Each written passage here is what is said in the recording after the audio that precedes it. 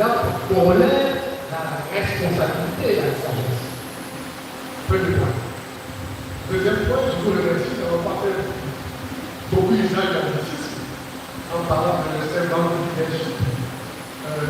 Est-ce qu'on ne pourrait pas considérer ce que la psychologie en peu parfois appelle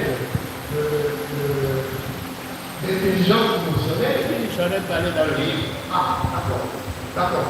Parce que le récit de la réponse du refus qu'on vous fait avec la pierre en répondant par le sourire, c'est une forme d'intelligence émotionnelle. Merci. Oui. La question des laisses, si je peux répondre rapidement, j'en ai parlé dans le livre. Et j'ai pris un autre compte. Et le débat, c'était les choses anciennes sont-elles toujours meilleures aux choses nouvelles? C'est un débat entre un père et son fils. Un point très intéressant. Et l'issue du compte montre que non, quelquefois le salut peut venir des choses nouvelles. Et faisons attention avec nos affaires. Si vous lisez bien la Bible, le temps d'aînesse n'est pas le bloc de la Bible. C'est partout dans le monde. Mais si vous lisez bien la Bible, beaucoup des grands moments et changements, ça a lieu avec le droit d'aînesse. C'est une contestation du droit d'aînesse. Caïn, Abel. L'offrande de Caïn n'a pas été reçue. C'est-à-dire, jalousie, colère. Ésaü, Jacob. Ésaü était non, Israël connaît le droit d'aînesse, même l'héritage, ça c'est pas arrivé. Mais malgré cela, dans la Bible, souvent, celui qui naturellement a le droit, Dieu, dans sa conduite de l'histoire, surprend. Et ce n'est pas lui qui prend. Ce n'est pas lui qui prend.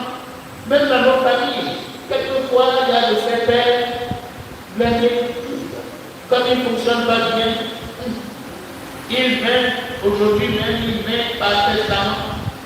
C'est tel fils qui n'est pas l'aîné, mais il est mieux pour gérer les affaires.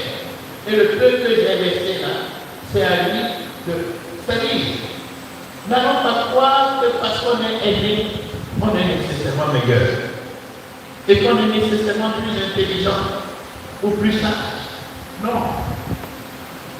Et c'est même le problème africain. On croit que parce qu'on est aîné, c'est vrai, on a eu certaines expériences. Mais l'expérience seule ne fait pas la sagesse.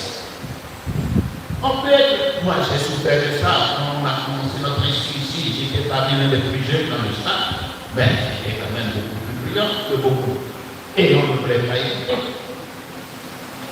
On ne voulait pas hésiter. Et puis on dit non, bon. Oui, parce que c'est un vieux père qui parle, tout le monde doit se taire. Bon, ça devient la bêtise, hein. Bon, je ne dis pas que dans notre tradition, tout se fait mauvais, mais nous devons rester vigilants et critiques. L'esprit souffle, où il veut, quand il veut, et parler comme il veut. Il peut parler à la petite enfant. Donc soyons vigilants pour l'écouter. Et en entreprise, il faut avoir cette disposition généralement. Quand même moi-même je l'ai déjà, je n'ai plus beaucoup d'idées nouvelles. On rabâche les deux trucs qu'on a écrits là, on répète, on a approfondi un peu, c'est tout. Il faut avoir une idée. C'est quoi j'ai arrêté d'enseigner. Il faut que les jeunes prennent la relève. C'est pas facile. Il faut accepter de s'éclipser. Il faut accepter de partir. C'est une sorte de mort. Hein? De partir et de se réjouir même que les jeunes fassent mieux que moi. J'ai toujours souhaité ça à mes étudiants. Je dis, tout ce que je n'ai pas pu faire, je souhaite que vous le fassiez. Ça sera ma fierté. Je dis, j'ai formé ces gens-là et ils le dépassent. Béni soit Dieu. Je pense